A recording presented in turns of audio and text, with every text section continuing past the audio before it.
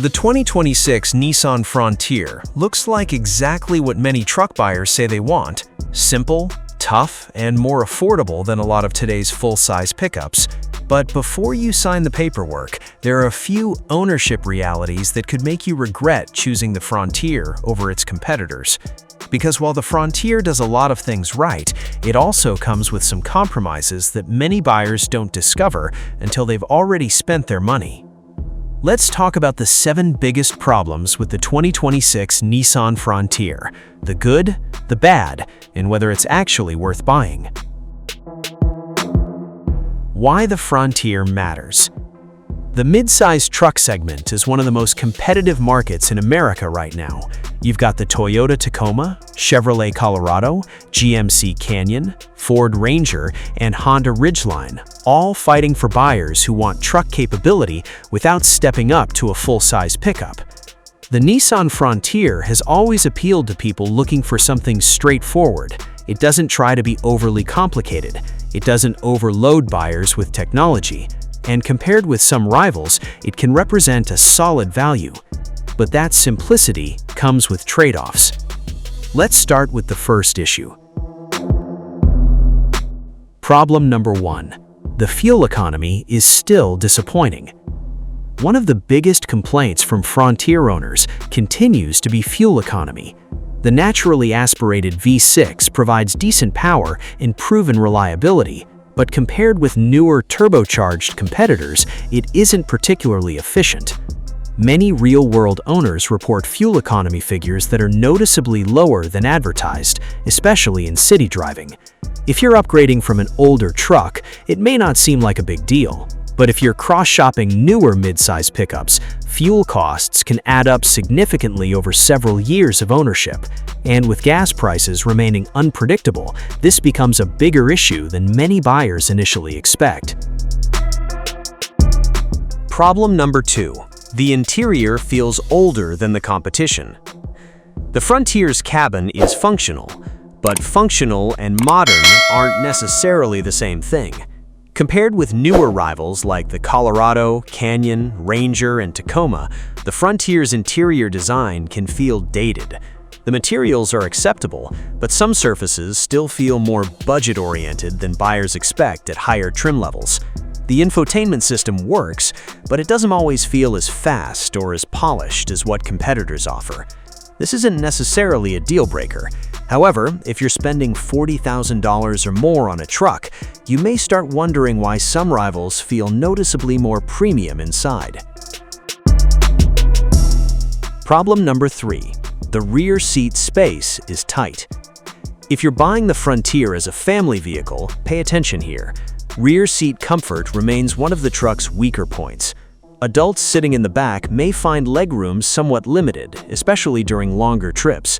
Kids will likely be fine, but for families that frequently carry adult passengers, competitors offer more comfortable accommodations. This becomes especially noticeable when the Frontier is compared directly against some newer mid-size truck designs that prioritize interior space.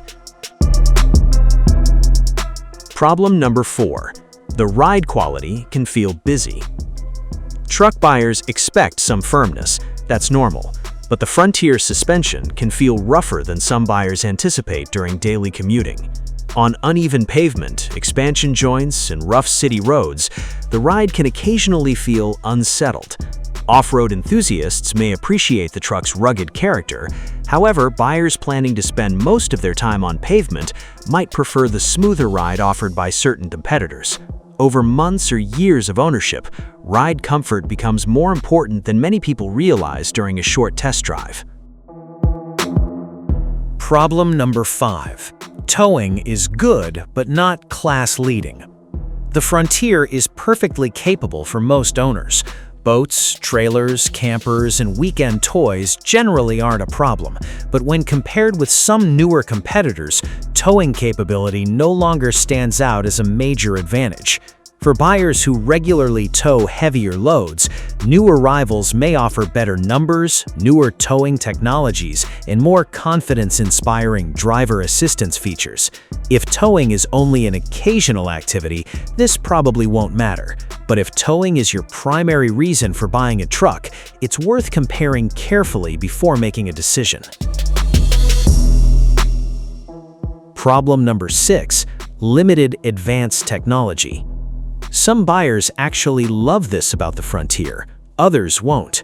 While many competitors continue adding larger screens, digital displays, advanced cameras, and increasingly sophisticated driver assistance systems, Nissan has taken a more conservative approach.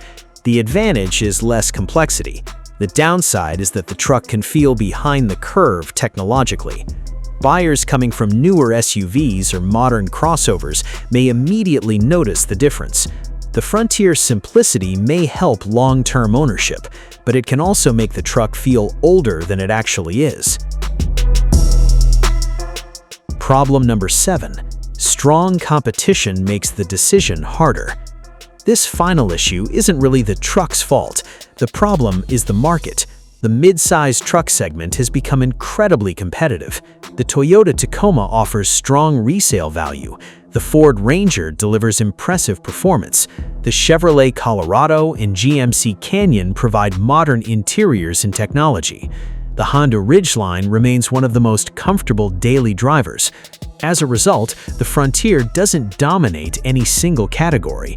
Instead, it sits in the middle. And for some buyers, being good at everything isn't enough when competitors excel in specific areas. So, should you buy the 2026 Nissan Frontier? Here's the honest answer. If you're looking for a straightforward mid-size truck with a proven V6 engine, solid capability, and fewer complicated systems to worry about long-term, the Nissan Frontier deserves serious consideration. It's tough, it's practical, and many owners appreciate its old-school truck character. However, if fuel economy, cutting-edge technology, rear seat comfort, or having the newest design are high priorities, you may find yourself happier with one of the Frontier's rivals. The Frontier makes the most sense for buyers who value simplicity and durability over trend-setting features. The 2026 Nissan Frontier isn't a bad truck. In fact, for the right buyer, it may be one of the smartest choices in the midsize segment. But it's also a truck that asks you to accept a few compromises. The key is knowing those compromises before you buy, not after. If this review helped you make a more informed decision, consider subscribing for more honest, ownership-focused truck reviews, because the vehicles people regret buying are usually the ones nobody warned them about beforehand.